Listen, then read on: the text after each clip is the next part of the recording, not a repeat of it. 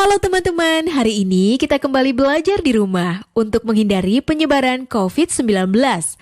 Kali ini kita belajar dengan menyimak sebuah tayangan matematika mantul tentang teorema Pythagoras. Ayo sediakan alat tulis dan bersiaplah menjawab pertanyaan.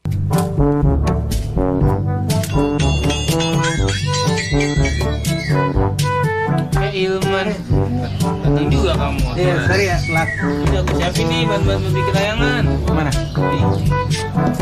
Ini kamu potong ya, jadi 4 bagian nih. Yang dua 42 cm, yang dua lagi menjadi 48 cm. Oke.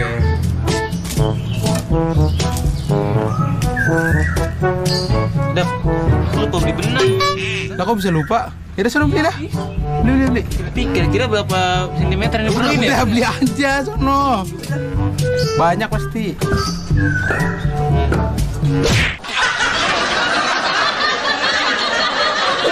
Halo sahabat edukasi, bagaimana? Kapan terakhir kali kalian main layang-layang?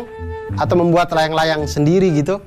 Ternyata kita kalau membuat layang-layang itu seperti lagunya dulu kan, ku ambil bulu sebatang, ku timbang dengan benar dan segala macam. Nah itu ternyata ada konsep-konsep matematika yang diterapkan di situ, karena titik pertemuan di garis yang di tengah, kemudian benang yang kita ambil dari sisi luarnya, bambu yang kita jadikan layang-layang itu, semuanya itu ternyata membentuk segitiga, yang mana siku-siku dan benang-benangnya itu membentuk sisi miring dari segitiga, yang di situ mencerminkan tentang rumus Pythagoras. Nah, apa itu teorema Pythagoras? Teorema Pythagoras itu adalah teori yang menunjukkan hubungan antara sisi dalam segitiga siku-siku. Ingat, segitiga siku-siku. Jadi bunyi teorema Pythagoras itu adalah pada segitiga siku-siku berlaku kuadrat sisi terpanjang adalah sama dengan jumlah kuadrat sisi penyikunya. Atau kuadrat sisi miring itu sama dengan jumlah dari kuadrat sisi siku-sikunya. Nah, seperti terlihat pada gambar, sisi miringnya itu C, lalu sisi siku-sikunya itu ada A dan B. Maka sesuai dengan rumus Pythagoras didapatkan bahwa C kuadrat sama dengan A kuadrat ditambah dengan B kuadrat. Atau C sama dengan akar dari A kuadrat ditambah dengan B kuadrat. Hal yang sama bisa kita lakukan dengan yang lain, jadinya dengan hubungan itu kita bisa lihat bahwa A kuadrat sama dengan C kuadrat dikurangi dengan B kuadrat, atau A sama dengan akar dari C kuadrat dikurangi dengan B kuadrat. Hubungan ini juga kita bisa gunakan untuk mencari sisi B, di mana B kuadrat sama dengan C kuadrat dikurangi dengan A kuadrat, atau B sama dengan akar dari C kuadrat dikurang dengan A kuadrat. Nah, dengan menggunakan teorema Pythagoras kita dapat menentukan panjang sebuah sisi pada segitiga siku-siku jika panjang dua sisi yang lainnya diketahui, atau kita bisa menentukan panjang sisi yang lain ketika dua panjang sisi yang lainnya diketahui. Nah, sekarang kita lihat ke masalah dari teman-teman kita tadi. Mereka ingin membuat layang-layang. Layang-layang itu ada dua rusuk paling tidak yang kita buat untuk bambunya itu kan, bambu panjang begini kita ikat di sini di tengahnya. Sekarang benang-benangnya ini yang mengelilinginya ini ditanya, kalau bambu yang panjangnya 48 cm menjadi dua bagian sama panjang, sedangkan bambu berukuran 42 cm terbagi menjadi 10 cm dan 32 cm. Pertanyaannya adalah, berapa banyak benang yang dibutuhkan untuk membuat layang-layang tersebut? Maka seperti yang sudah-sudah kita kumpulkan dulu yang kita ketahui. Kita ketahui bambu panjangnya 48 cm, dua bagiannya sama panjang, berarti ini bambu yang menjadi sayap nih. Makanya panjangnya sama. Kemudian ada lagi bambu berukuran 42 cm terbagi menjadi 10 cm dan 32 cm. Ini berarti bambu yang di tengah. Yang 10 cm yang biasanya di atas, 32 cm yang di bawah. Kita misalkan bambu dengan ukuran 48 cm yaitu panjangnya itu PR, dan bambu dengan ukuran 42 cm panjangnya SQ. Nah, untuk menghitung panjang benang minimum yang diperlukan untuk membuat layang-layang ini, itu sebenarnya kita sedang menghitung keliling dari layang-layang PQRS. di mana keempat sisi yang ada itu kita jumlahkan. Jadi keliling layang-layang PQRS itu sama dengan panjang PQ ditambah panjang QR ditambah panjang RS dan ditambah panjang SP. Nah, kita lihat, tinggal misalkan panjang PS. Kita dapatkan panjang PS dari mana? Dengan teorema Pitagoras, di mana PS itu adalah hipotenusanya atau sisi miringnya. Kemudian sisi siku-sikunya itu adalah PT dan TS. Maka kita masukkan PS kuadrat sama dengan PT kuadrat ditambah dengan TS kuadrat. Sama dengan 24 kuadrat tambah 10 kuadrat. Sehingga diperolehlah PS sama dengan 26 cm. Kemudian PQ. PQ itu sisi miring dengan sisi siku-sikunya 24 atau PT dengan TQ. Kita lihat PQ kuadrat sama dengan PT kuadrat ditambah dengan TQ kuadrat sama dengan 24 kuadrat ditambah dengan 32 kuadrat. Sehingga diperoleh PQ sama dengan 40 cm. Maka keliling layang-layang PQRS itu sama dengan 2 kali 26 cm ditambah dengan 40 cm. Sama dengan 132 cm. Jadi banyaknya atau panjang minimum benang yang kita butuhkan untuk membuat layang-layang PQRS adalah 132 cm. Nah, sahabat edukasi, itu tadi pengawalan tentang Pitagoras. Ternyata dari Pitagoras kita bisa menghitung atau kita bisa mengetahui hubungan antar sisi-sisi di dalam sebuah segitiga siku-siku. Dari Pitagoras juga kita akan belajar tentang banyak hal. Dan dengan ilmu matematika kita menjadi insan yang lebih baik dan insan yang mantul. Manfaat betul. Bagaimana teman-teman setelah menyimak tayangan tadi? Mari kita bersama-sama menjawab pertanyaan berikut ini.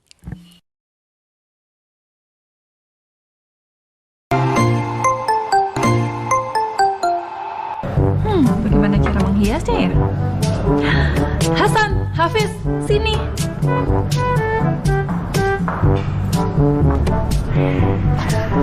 Kenapa Tante? Iya Tante, mau ngasih THR. Kamu, itu nanti. Sekarang kalian bantu Tante menghias 2 kotak ini dengan pita merah ya. Tante mau dipitain juga nggak? Nah, nanti Tante tambah cantik dong. Tante bisa aja. Menghiasnya di bagian diagonalnya ya, seperti ini, yang rapi, biar cantik seperti Tante. Tante bisa aja.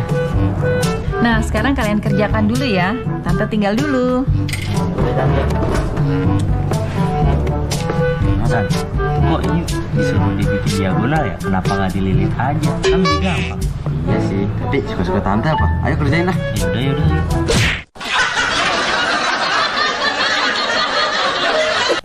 Ya sahabat edukasi, itu tadi ada tante kita ya yang minta bantuan untuk membuat atau menghias kotak-kotak ini dengan pita.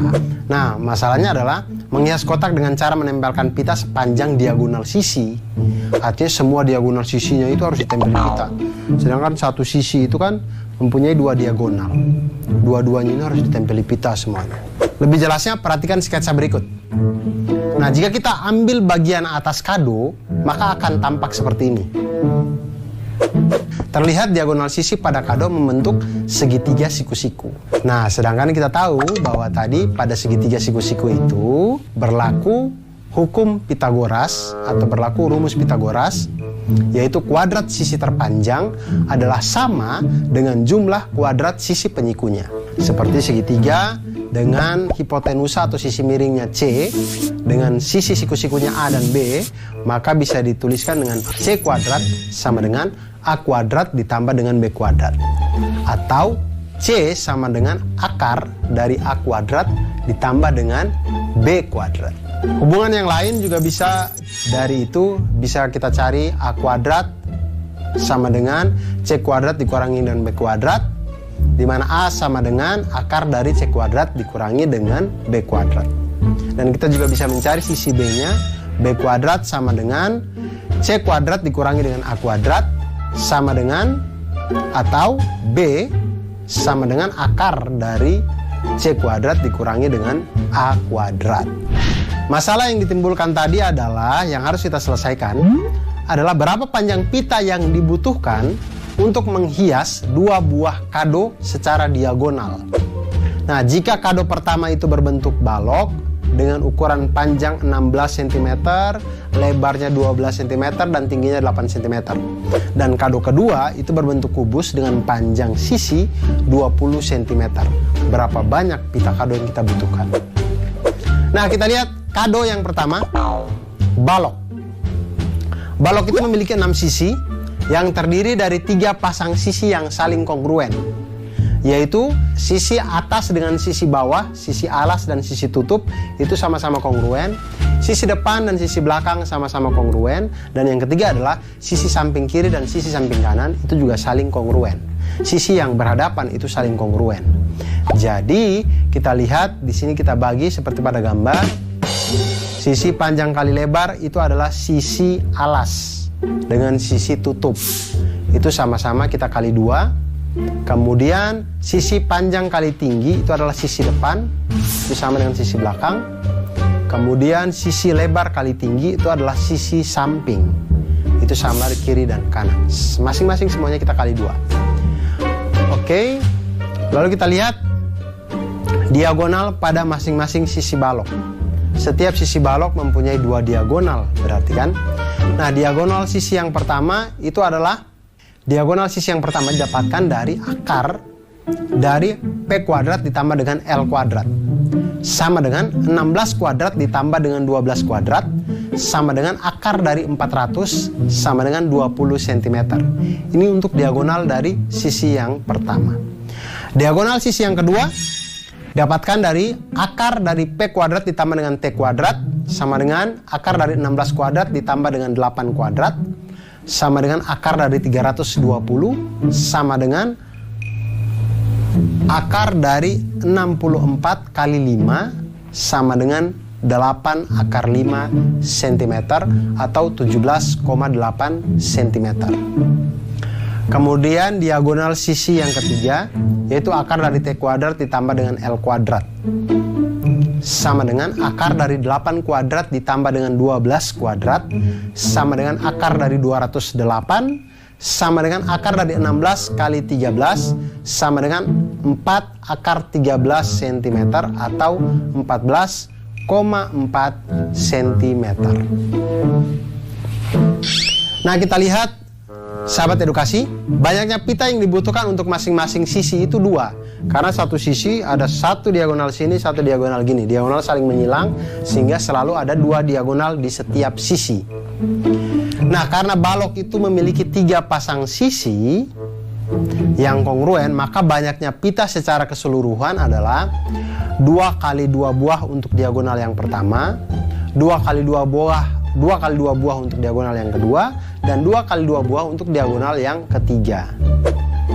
Jadinya totalnya semuanya 4 kali 3 sama dengan totalnya 4 kali 3 sama dengan 12 diagonal. Nah, kita lihat diagonal sisi yang pertama ada 20 cm, diagonal sisi yang kedua 17,8 cm, dan diagonal sisi yang ketiga ada 57,6 cm.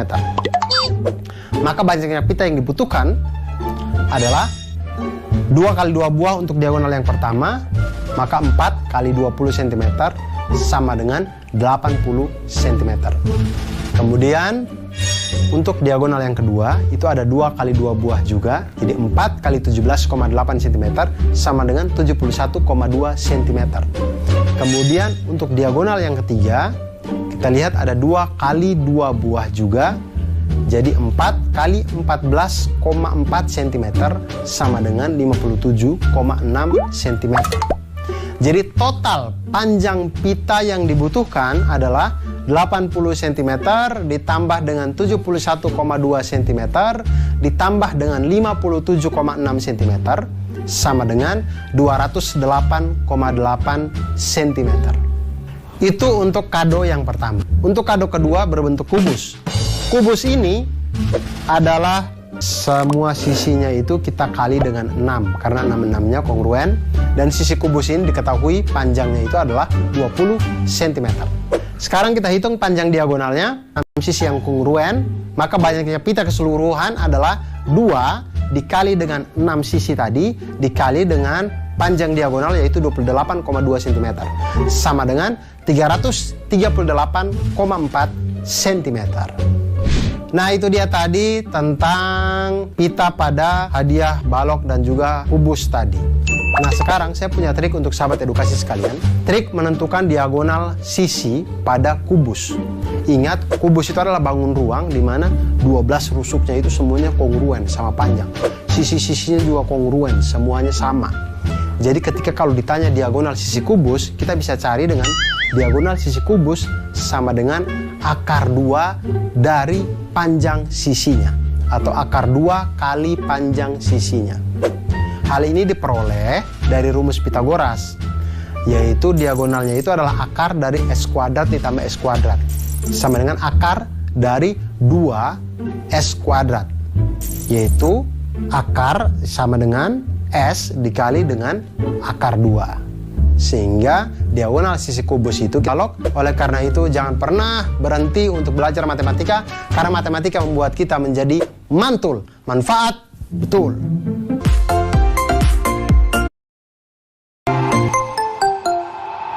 Ya adek-adek, kita berkumpul. Kan udah ngumpul, Kak. Iya, makanya suruh berkumpul. Oke, kalian akan saya bagi menjadi beberapa tim. 2 tim Kak. Tim merah sama biru kayak acara Sevi itu Kak. Itu mah sebelah. Ya makanya dengerin dulu. Jadi tugas kalian nanti akan mengukur tinggi tembok. Kalian bebas mengukur menggunakan alat yang saya bawa ini. Jadi yang tercepat dan yang terbenar akan mendapatkan hadiah. Wah. Ngukurnya pakai apa Kak? Ya pakai inilah, masa pakai jari. Jadi kalian mengukur pakai alat ini. Setelah kalian mau kayak gimana, yang penting alatnya pakai alat ini.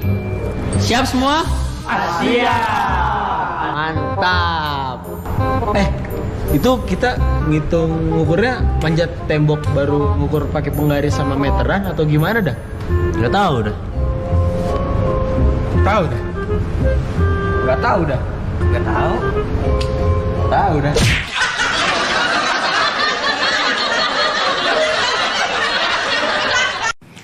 Halo sahabat edukasi, sekarang bagaimana ya kalau kita ingin menghitung tembok atau tiang atau sesuatu yang tinggi yang itu di luar jangkauan kita.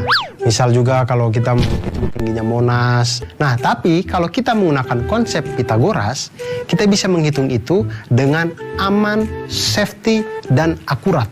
Kenapa bisa dengan Pitagoras? Karena Pitagoras itu dalam segitiga siku-siku berlaku kuadrat sisi miring itu sama dengan jumlah dari kuadrat sisi siku-sikunya. Nah, di sini kalau kita lihat ada segitiga dengan sisi miringnya C, kemudian sisi siku-sikunya itu A dan B, maka bisa dituliskan C kuadrat sama dengan A kuadrat ditambah dengan B kuadrat. Atau C sama dengan akar dari A kuadrat ditambah dengan B kuadrat. Nah, hal yang sama bisa kita lakukan pada sisi A. A kuadrat sama dengan C kuadrat dikurangi dengan B kuadrat. Atau A sama dengan akar dari C kuadrat dikurangi dengan B kuadrat. Hal yang sama juga bisa kita lakukan pada sisi B, di mana B kuadrat sama dengan C kuadrat dikurangi dengan A kuadrat. Atau B sama dengan akar dari C kuadrat dikurangi dengan A kuadrat. Nah, sekarang kita lihat, tadi sekelompok anak diberikan tugas oleh kakak pembinanya untuk mengukur tinggi yang sulit dijangkau, yaitu tinggi tembok. Nah, bagaimana caranya mereka menghitung tinggi tembok ini ketika temboknya mereka tidak bisa jangkau? Bagaimana cara untuk menghitungnya? Nah, salah satu cara sederhananya adalah dengan menyenderkan tangga dengan ujung atasnya itu pada tembok, sehingga tampak seperti sketsa berikut ini. Lihat tangga atau bambu atau kayu, jangan senderkan harapan di situ, jangan, karena tidak akan membentuk apa-apa. Senderkanlah tangga atau kayu atau bambu sehingga membentuk segitiga dengan benda yang kita tempelkan tadi atau tangga yang kita tempelkan tadi sebagai hipotenusanya atau sisi miringnya. Di situ kita bisa namakan sisi C, sisi A, dan sisi B. Jika kita perhatikan kan kita bisa menggunakan teorema Pitagoras pada di sini. Langkah pertama untuk mengetahui tinggi tembok adalah dengan mengukur panjang tangga terlebih dahulu. Jadi sebelum kita cenderkan, kita hitung dulu nih panjang tangganya nih. Sudah ketahuan, baru kita tempelkan, kita misalkan itu sebagai sisi miring atau sisi C. Nah, langkah kedua, ukur jarak antara ujung bawah tangga dengan tembok. Kita misalkan ini sebagai A. Jika sudah mendapatkan itu, maka kita bisa mencari sisi B atau tinggi tembok itu dengan rumus Pitagoras, yaitu B sama dengan akar dari C kuadrat dikurangi dengan A kuadrat. Nah, dengan menggunakan teorema Pitagoras, kita dapat mengetahui ketinggian-ketinggian yang sulit untuk kita jangkau. Contoh sekarang ya, misalkan panjang tangga adalah 5 meter. Kemudian jarak dari tangga ke tembok adalah 3 meter. Berapakah tinggi tembok? Maka tinggi tembok itu bisa kita cari dengan tinggi tembok sama dengan akar dari 5 kuadrat dikurangi dengan 3 kuadrat. Sama dengan akar dari 16 sama dengan 4 meter. Atau tinggi tembok itu setinggi 4 meter. Nah, sahabat edukasi, selain Pitagoras ini kita untuk menghitung tembok, menghitung ketinggian-ketinggian yang tidak bisa kita jangkau, kita juga bisa menggunakan matematika untuk menghitung kemampuan kita untuk memahami kehidupan dunia ini dan membuat kita menjadi orang yang mantul. Manfaat betul. Bagaimana teman-teman? Setelah menyimak tayangan tadi, mari kita bersama-sama menjawab pertanyaan berikut ini.